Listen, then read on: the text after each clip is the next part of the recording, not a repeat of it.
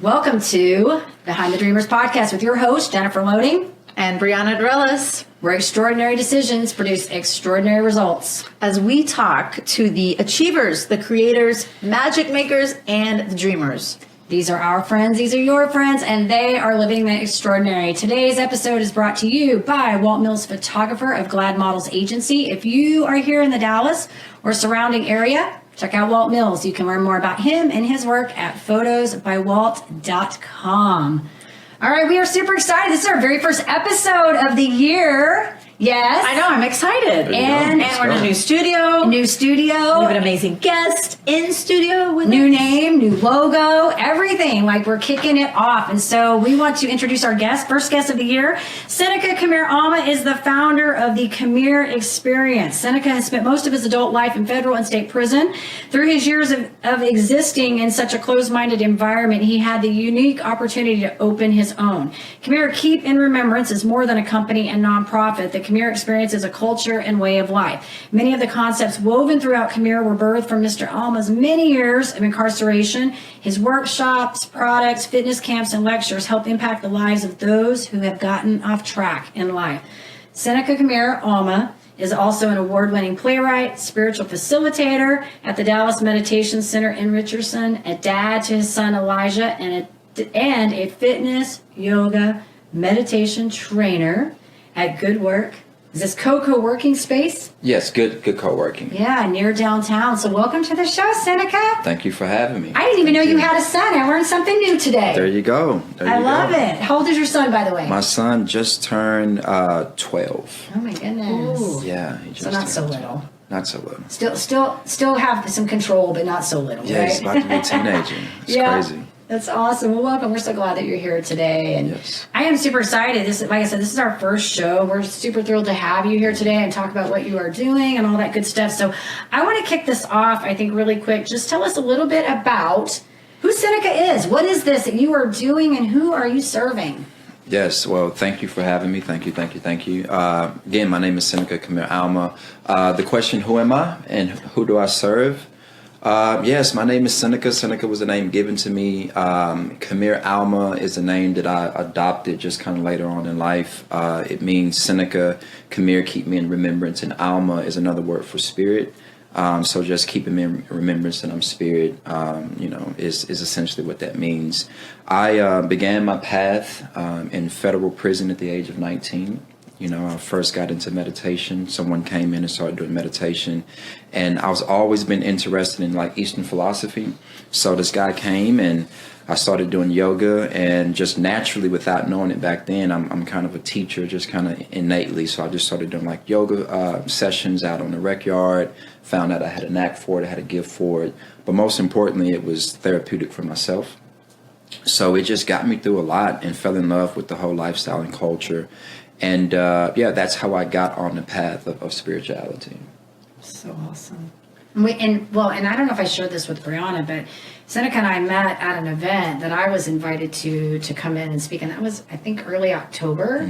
And so I was so impressed with him because it just, his whole, just the way he was carrying himself, and he was talking about meditation, which is something that, I think I shared with you that when I was going through a health stint in 2012, I had taken up transcendental meditation. And so that's been a very big part of my life, is the whole meditation. And even to this day, I don't do it every day, but I still do it a lot of times. So I think that is so awesome that you have the opportunity to carry that over. And you're also a fitness trainer, so you do some of that as well. Yeah, correct? I have like so much information and stories. Do. It's just really breaking it, into bits and pieces. So I've been to federal prison and state prison, right? And I did 3 years in federal prison and 9 years in state prison. 2 different times, actually. I actually went to federal prison, went to prison, came home. And just like the stories, I was working in a warehouse, and I'm getting to the fitness here. Hey, here it's in all a sec. good. But I was just working in a warehouse, and a friend of mine pulled up in this brand new Mercedes Benz, right? And I was like, man, like, where'd you get that from? And he was like, I've been out here hustling. So slowly but surely, I quit my job and I started back into a life of crime and ended up, organized crime, theft. That was my thing. That was the thing that was taught to me, I guess, at an early age. I tell people it was, some people go to college, some people go to trade school, and my thing, I was kind of like groomed in this profession. My choice. I'm not a victim. I made those choices. I need to be accountable for those choices. But that was my life, and this second time I began a life of crime again and got into more trouble. I was indicted as a ringleader and given 25 years in state prison. And it was in this time where I was like, hey, I need to do something different. I can't continue to exchange the years of my life, and trying to make it illegally. And when I went to prison, I had already started to change my mindset. And I got into fitness. I was doing boot camps and I was doing workshops. And I found when I was trying to talk to younger guys, they really were not open. Not all of them. Like in anything else, you have this pool of people. Majority of the people are in between are followers, right? And then you have a minority of people who are just knuckleheads who are going to get into trouble, and that's just is what it is. Then you have another minority of people who want to do something positive. And there was this majority middle that could go either way. And I would find myself trying to talk to these young guys, and some of them were trying to hear me. Some of them were trying to hear what I had to say, and some were not. But fitness was an avenue that I could really get to some of these individuals. So I started doing boot camps. And I would have 10, 20 dudes out on the rec yard doing these cadences and these boot camps, and it was personal development. And that's when I realized that I could use personal development. I could use fitness as a personal development tool because the ego is broken down, the inhibitions are broken down, and I was dealing with a completely different person when we were tired and working out. And then I could speak life into them. They were more open to it. So I have this bucket list of things I wanted to do whenever I came home, and one of them was continue to do the boot camp. So I've been blessed with the opportunity to have a contract at Good Co-working where I do fitness, and my nonprofit is going to be working with younger people, coming up this year, and still using fitness as a tool to get to people, So cool. I think it's also interesting how you were able. Now, I don't know a whole lot of people who have spent a ton of time in state and federal prison as you have. However, I would think that a lot of someone who has had that experience might want to actually hide it or cover it up because they don't want others to judge them for whatever their previous transgressions or whatnot have been, right? For you, however, you have completely took an opportunity to actually shine a light on it, not deny it, show people that this is actually how I became who I am through these experiences, and then put it into something really positive and reach people who need it most, really. I don't know. I really admire that. I really admire the fact that you are able to take your full story, and because I think that's really what it's all about. It's not, you're bringing your full story to the front, and everything that you do moving forward is still in alignment with where you've been and where it's brought you, and then now you can move forward. It's great. Yeah, I appreciate that. And one thing for me is I've always, even in my life of crime, I was always big on honesty and transparency. I don't know what that sounds like to you, but people that knew me, I mean, right. You mean what you say what you mean what you say, you do what you say you're going to do, right? And that's always been instilled in me. I was just kind of geared into I adapted to the wrong direction. I tell people if someone would have came to me when I was 16 years old and was a real estate mogul or very educated in financial literacy or trading stocks, I believe I would have adapted to that just as easily as the life of crime. That was just the path that I chose. But as it relates to what you're speaking about, it's truly not success, right? If you're not able to show up fully. Right. I mean, because I've had money before, but was also unfulfilled inside. So it's well, what's the use of going out there and chasing money again and still being unfulfilled inside? So I know one way to do that is full transparency. And being incarcerated for so many years, the only thing that I truly wanted is freedom. And you're not free if you're not showing up and being completely honest about who you are. It's a prison within a prison. Sure. So yeah, there's definitely layers to it, but how I came even to the point was I was at home. I got a call from someone, and they had access to that type of information, and they said that basically the Secret Service was coming to my home. And I dropped everything. I hit my safe. I jumped in my car, and it happened just like the movies. Like I'm driving down 35, and it starts raining like out of nowhere, right? And I'm driving. I'm calling people that I know. I'm like, hey, like something's happened. I'm breaking my phones. I'm throwing them out of the window. I'm just like, hey, like you guys need to either get out of town. Like, you know, they're basically coming for us. I called my mom. And I told her, I was like, hey, like, you know, something's happened. And this was when it first began, because her voice, when she asked me this question, I felt it in a way that I had never felt it before. And she asked me, she said, what is it now, Seneca? And when she said it, it was like if we were watching a movie and you could see like somebody's spirit like come out of their mouth, like that's what it felt like. And it weighed on me in a way that had never done before. I was 19 when I went to prison before. You know, this time I was just like 23.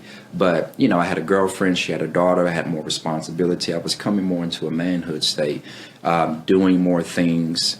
And I went home. I dropped off some money, went through that whole thing. And I went on a run to Austin. And when I was in Austin, I was just really evaluating myself. I had been drinking. I get out the shower and I'm looking in the mirror at my reflection. And I started to mumble these negative, incoherent things to myself about how I had messed up my life. Because I knew that this time was like different. Like we stole a lot of money. It was a very high profile case in Dallas. And I know a lot of people are going to be going to jail, unfortunately. And I'm sitting here looking in the mirror and I just pass out completely, right? And I hit the back of my head on the floor and I get up and I'm bleeding and I'm looking at my reflection, and no matter how much money I had made, no matter how many cars had been acquired, the reality of the situation was that this was the reality of my situation in my life. And that's when I really just started to just, you know, self-evaluate. And I go to the bedroom. I was in a hideaway house, right? Nobody knew where I was but my mom. And I go to my to the bedroom and I get the trash bag full of money and I'm counting it, because the money is the thing that used to bring me peace. I didn't really know that I was addicted to money. Like, it gave me a sense of identity. And for the first time in my life, I'm counting this money, and it felt like green pieces of paper. You know, it didn't feel like, it felt like Monopoly money. And I had never felt that before, and it scared me to death. It was like a bad mushroom trip or something, right? And I was just like, what's going on, man? And finally, I just kind of came to myself, and they had arrested my girlfriend at the time. And she had never been in trouble before in her life, and she was arrested. Of course, I bonded her out of jail. But I had an opportunity to further go on the run, like really, really disappear. And when I was faced with this opportunity, I asked myself, was I capable of doing this? And the answer to that question was, I was, you know, I mean, I truly was. But it was that answer to that question that really caused me to say, I don't want to be this person anymore, you know, because now it's like, okay, you're about to go on the run. You're going to leave her behind. In full transparency, I knew people that was actually willing to go do something to the person that testified against me. So now I'm just like, you know, I'm like, okay, do you really want to possibly either have this girl killed or hurt, leave your girlfriend behind, go further on the run? And just sitting with that, I'm like, dude, like that's not what you want, Right. you know? So that was my crossroad. And I remember I called a lawyer, and he told me to turn myself in, which was huge. And I'm driving down 35, headed back to Dallas from Austin. I'm driving through Waco. And I started doing shows in Dallas, like poetry shows, because I wanted to transition my illegal money into something legal. That was the correct way to do things, right? You know, and I had rented out the Hall Estate at the Fair Park, and I had a show that was coming. It was my biggest show to that day. It wasn't huge shows, but we were slowly building our way up. I had people coming in from out of town that was part of the show. And I'm going down 35, and I'm flipping through the radio stations, and I hear my commercial for my show that I have coming up in a couple weeks. I completely forgot about it. And I was like, damn, you know. I pulled over and I sat on the hood of my car at like 2 o'clock in the morning. And I said, I don't know what I want to do. I don't know how I want to do it, but I know I need to do something different. So when you say, you know, like me showing up now, like there's a backstory behind why I'm being transparent, right? And I hopped in my car, I go to Dallas, and back then it was the Yellow Pages, right? I mean, it was Yellow Pages. And I called every like prison group that I could find, didn't have a clue of what I was doing. And one lady called me back at the Dallas Urban League, Rochelle Alexander, and gave me an opportunity to start speaking. And it was like 30 guys getting out of prison. And I was out on bond for 2 years, fighting my case before I went to prison. And I just started speaking. I started doing different things. I wrote a play, and I seen a whole nother side of life. And even though I still had to go to prison, I went into prison with 2 years of experience of doing stuff different and a whole new mindset. Wow. And I tell people, like, that was the best thing. It was the worst thing and the best thing that ever could have happened to me, because I went into prison with a made up mind already that I was going to make that place my college, my temple, and everything. And I just did that every day and have continued to do that since I've been home. Wow. Thank you for sharing all Yeah, that. what a story. Wow. Thanks for sharing. Absolutely. It's incredible. And while you were there kind of bringing this teaching on, you know, you said in the yard or whatnot, whether it was physical training or meditation or whatnot, did you sense or feel pushback? Because I know you mentioned you had, you know, the people who wanted to listen, the people in the middle, and then, you know, people who really didn't want to, but you still showed up every single day consistently to do what you were there to do ultimately, right? Yeah. Almost like living into your purpose at that place in your life. Did you get resistance from other people? Like, who is this guy? Like, what's he trying to do? Like, yeah, I mean, you know, that happens. The thing about prison, like, there are, I'm not going to say a lot of guys like me, but there are a few. I mean, there are dudes who either they've been in prison for like 10, 20 years and they found religion, or they're doing this and they're doing positive stuff. It's not the majority, but we are sprinkled in there. And if you are, you know, generally, if you're a stand-up person, right, and people can see like it's authentic and you're truly there to help, you know, most of the time you're not going to really have too much trouble. Now, you still will have people that don't like you for whatever particular reason. In situations like that, you know, I never had any major issues. There were times where you can tell people really don't like you, don't really like what you're doing. In addition to that, there always, in my experience, has been a mutual respect. Like, I won't get into your world, and then you're not going to get into my world. I'm going to let you, you know, not let you do your thing, but, you know, just, there's just a respect thing if you show up a certain type of way, you know. But yeah, man, it's in, I mean, I could talk probably for days about prison stories. And I think we could ask you a lot of questions. I think it's remarkable that you made this shift going back into, I think that's the thing that I admire about your entire story, because I think that when you come from a situation where that's been kind of ingrained in you, you know, you've made the comment about if you went into real estate, you would have been able to navigate that, right? But you weren't. You were ideally shown something else, and that's what you grasped onto. And a lot of times I feel like that these patterns repeat over and over and over. And I think the thing that really sets this out is that you made that decision to say, no more. Like, no more. I'm not going to do this anymore. I'm going to be different. I'm going to live different. Which is the choices that we make, right? Ultimately, it boils down to the choices. And so I think this is a remarkable story. I love what you're doing. I think all of it is great. I want you to talk about your organization. Tell us what that is about, because I think, you know, I've gone through your site. I've looked at your stuff. Like I said, I love what you're doing. Share that with us. Yeah, so we're babies, you know, we're just not getting started, but definitely grateful as far as where we are today. So I've created, you know, a program centered around the KMIR concept, and we have a nonprofit, we have an LLC, and the nonprofit, we have a contract with Cafe Momentum. Cafe Momentum is a restaurant here in Dallas that takes juvenile kids and teaches them restaurant skills. So thankfully we got that. Shout out to Cafe Momentum. Shout out to Saiz. Absolutely. For sure. I'm going to be working with those individuals at the first of the year. And basically that program is all encompassing. So we teach goal setting, but I don't use the terminology goal setting. I use promise keeping. I love words. I love to play around with words. I love to redefine words and kind of give power to them in different ways. So we talk about promise keeping over goal setting. So we go through that process. Then we have cohesive energy training, which is where I use the fitness and the yoga and the mindfulness to go into like journaling and reflective and so forth and so on. And then we shift to the importance of networking, because networking, I've been able to identify, is so important. I used to read all these magazines when I was locked up, Entrepreneur, Inc. magazine, and all these different business magazines.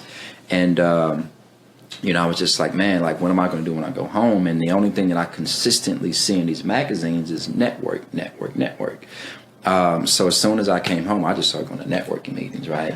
And just started meeting people. So I know that networking is super important. So with these young participants in the KMIR program, we go into networking. I teach a networking class, and then bringing in entrepreneurs to teach workshops to just open up the minds and diversity. And then the last component is creating real world opportunity, actually connecting the clients with people in my network for intern, volunteer, or employment opportunities aligned with their interests, right? Like, I don't care what your interest is. Let's find out what that is, and let's try to connect you with a person or organization that can, just kick you out of the nest in a sense, so you can work through it on your own. Because in my opinion, it's like, if you have the passion and then you have the real world opportunity and just take the step, the rest is like in God's hands. Like, that's the best thing we can do for any human, Yeah. So yeah, that's the KMIR program, and that's what it consists of in like 2 minutes, 3 minutes. Like 2 minutes, 3 minutes. There's more. 2 minutes, 3 minutes. KMIR is like an evolved person. There's a lot there. I love it. There's like so much stuff there. And I was like, did you bring like something to show us? Yeah, Like, did you bring something to show? Because I'm intrigued by this. This is just a prototype. So we're going to have a subscription box, and I actually had brought. This is so awesome. So this is for one of you. I only got one bar. So this is social media list. We had a campaign about social media list. So if you know anything about Fight Club, we got our own soap. It's social media list. So great. It's cool. You can have this one. This is I'm going to soap. social media list this week. So She's doing it. Oh yeah, doing that's cool. I actually, so I've been home for about 3.5 years now, right? And I spent a year and a half off of social media. I just got back on social media maybe 2-3 months ago. I know. I saw. Yeah, and I just pulled off because I didn't like social media. It was crazy. Yeah. It was too much. And I just took a lot of walks and, just kind of grounded myself and did a lot of journaling, a lot of internal work. And I said I was going to get back on when the business kind of caught more traction. So I just got back on. So social media list is something that we're going to be launching later on. But this is a subscription box, and we'll be giving this to our clients in like a pilot 4-month program. So each month there'll be a topic, and whatever the topic is, we have lotion, we have essential oil, we have soap, we have treats, we have chapstick. And we also have these experiences that they can actually do. So the idea is, let's say this one is finances, right? So you make a promise centered around finances, whatever it may be.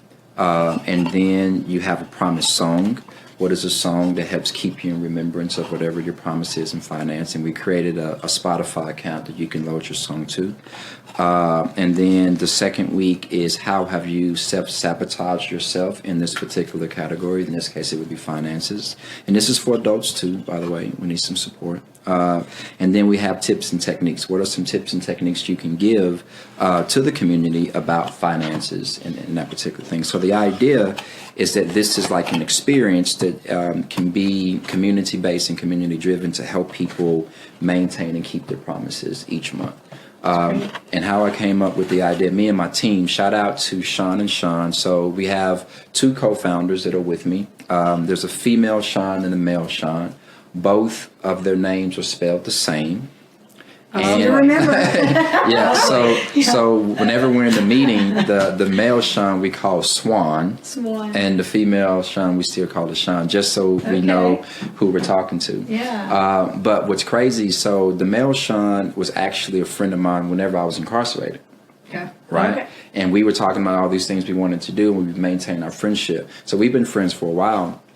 The female Sean is somebody I used to actually train, right? And she was scared to death to start working out with me, but she lost like 30 pounds, and I'm always talking about personal development, and she just became like a sponge to it and worked her way in the company, basically. Oh, wow. Well, fun. So, but check this out. Both of their birthdays are the same. Oh my goodness. And that is completely, I mean, one day I actually forgot the male Sean's birthday, and the female Sean was like, yeah, today's my birthday. And I reached out to the male Sean. I was like, hey, like, today's Sean's birthday. Like, do you want to do something? He was like, today's my birthday. I'm like, Oh my what? goodness. Wow. And so that's, I have no idea what that means, but this is what it is. It's meant to be. Come here.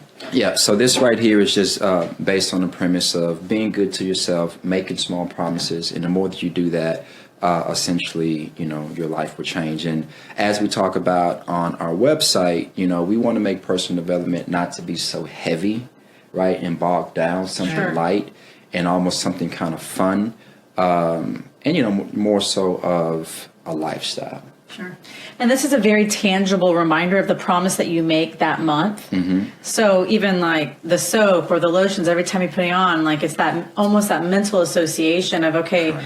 I've made this promise. It's like that daily reminder. Yes. That's really fascinating. And what's cool about that is that we actually, with the box, engaged all five senses, right? You have the song, which engages sound.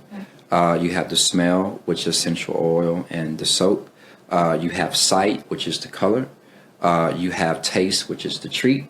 And touch, which can also be the soap as well. Sure. So we wanted to engage all five senses to help keep you in remembrance of your promise. And I have this thing called ABP, which is as a byproduct training, which essentially says it's not a thing to do, but it's a person to become as a byproduct of making these small goals.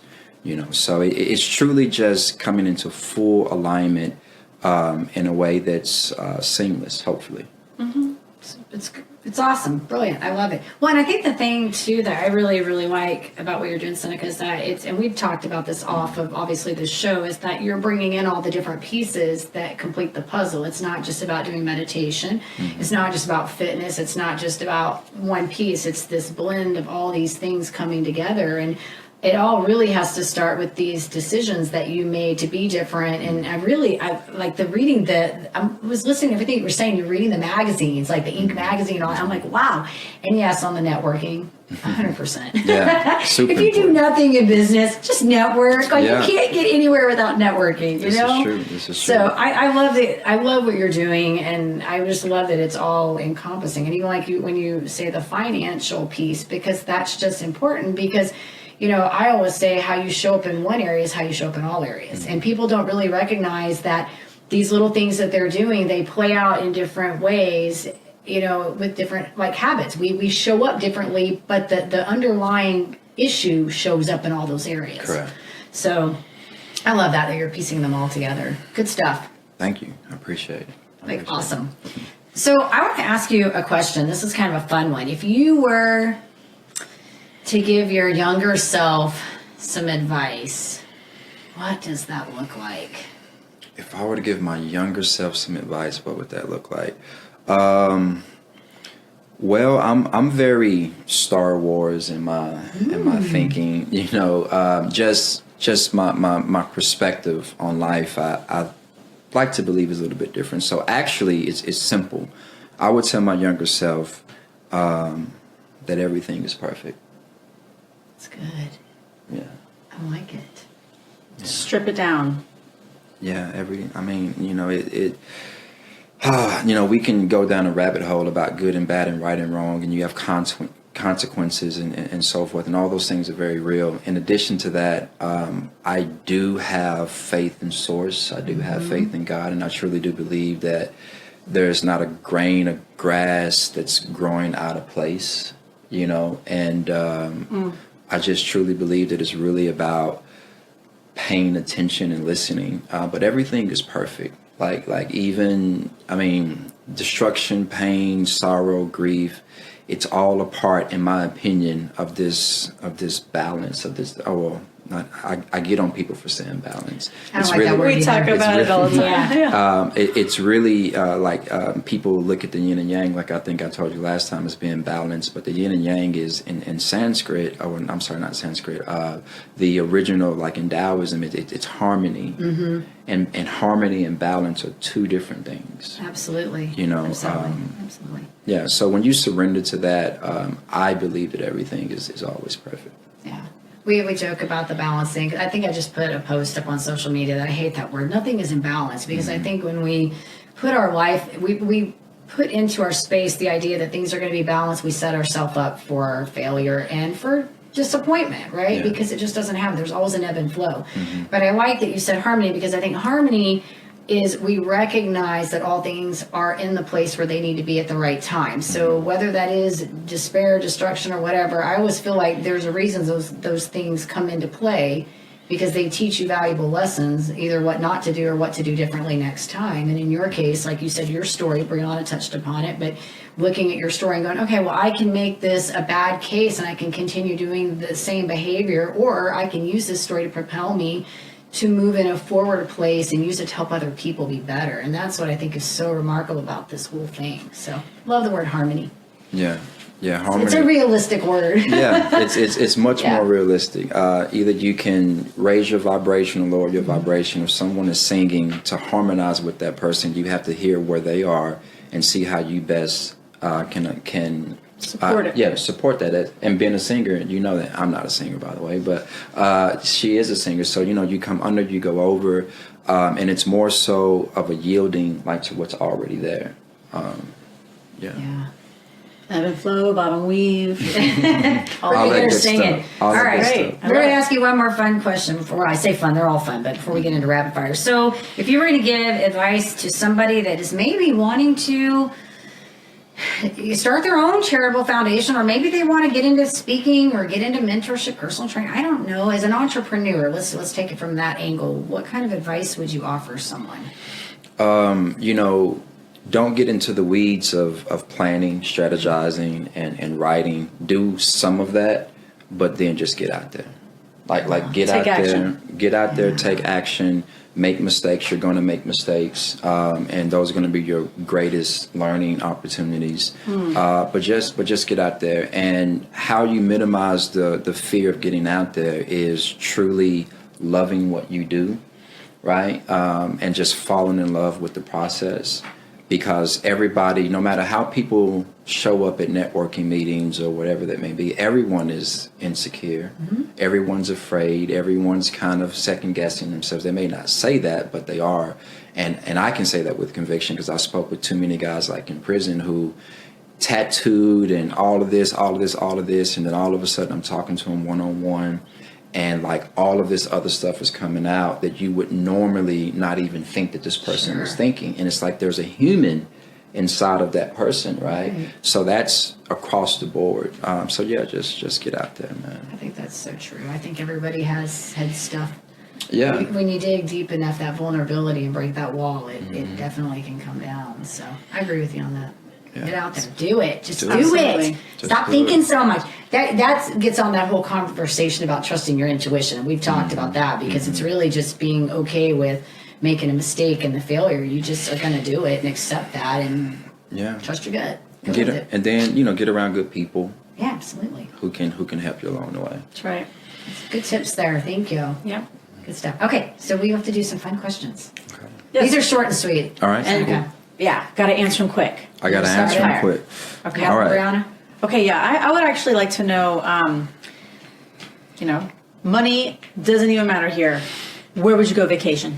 Where would I go vacation? Right now, I would say the pyramids. I really want to see the pyramids. Africa, yeah, like I'm there.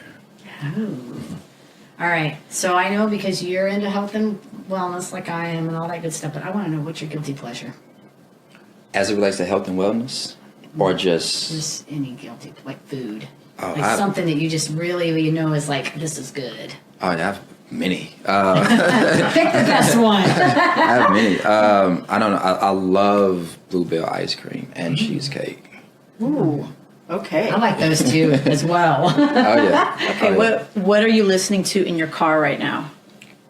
What am I listening to in my car right now? When I came, I wasn't listening to anything. Before that, I was actually listening to my own music. So I don't sing, but I'm actually like doing some like audio speaking with someone that is singing, and we're coming out with an album at the first of the year. Oh, well, That's congratulations. It's going to How be exciting. It's going to be a spiritual EP that we're working on. So that's what I was listening to the last time I was listening to music. Very cool. That's awesome, Seneca. Okay, one last fun question.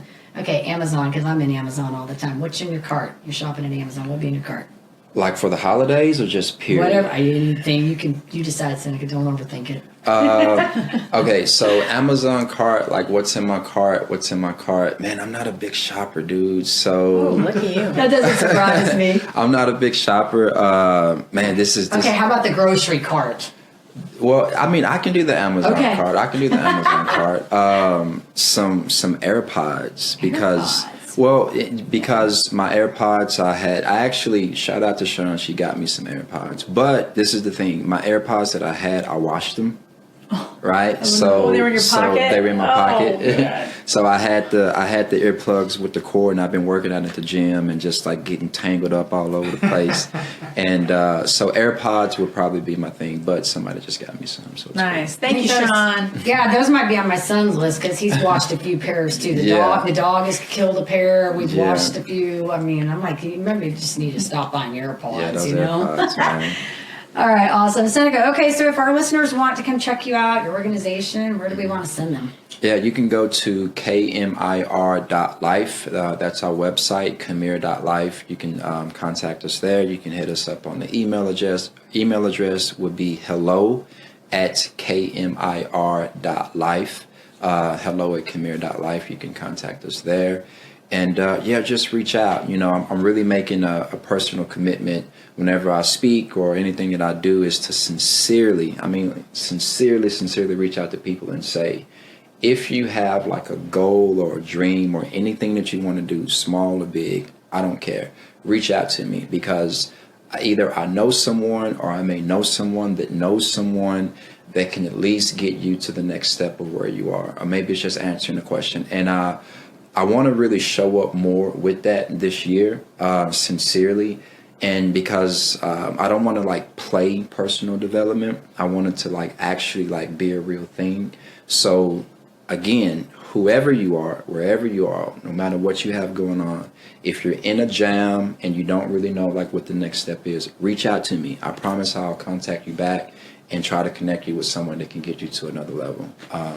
So yeah. Good stuff. That's amazing. Thank you, Seneca. We appreciate you. Love what you're doing, and congratulations on your upcoming album that you're creating, or all of that good stuff, and this new box subscription. And Thank you. Yeah, the future of KMIR is Yeah, you're it's going to be got a lot impacting a lot of going on. lives, and you're going to be continuing to step into that, as you said, like alignment of who you are and what you want to do yes, versus what you think you have to do. We talked a little bit about that, but Yeah. it's been really wonderful having you today. absolutely. Cool. All right, well, we do want to say to our listeners, of course, if you enjoy our show, go check us out on iTunes and Facebook, because we can't do this without you, and hit that subscribe button. And we want to leave you with a few final thoughts. So the question isn't who is going to let me, it's who is going to stop me. And that's by Ayn Rand. That's good, and I like Ayn Rand. Ayn Rand. Yeah, she's a fun author. The author, Capitalism, Yeah. and Yeah. I've read much of her literature. All right, and in order to live the extraordinary, you must start, and every start begins with a decision. You guys take care, be safe, and be kind to one another. We will see you next time. Peace.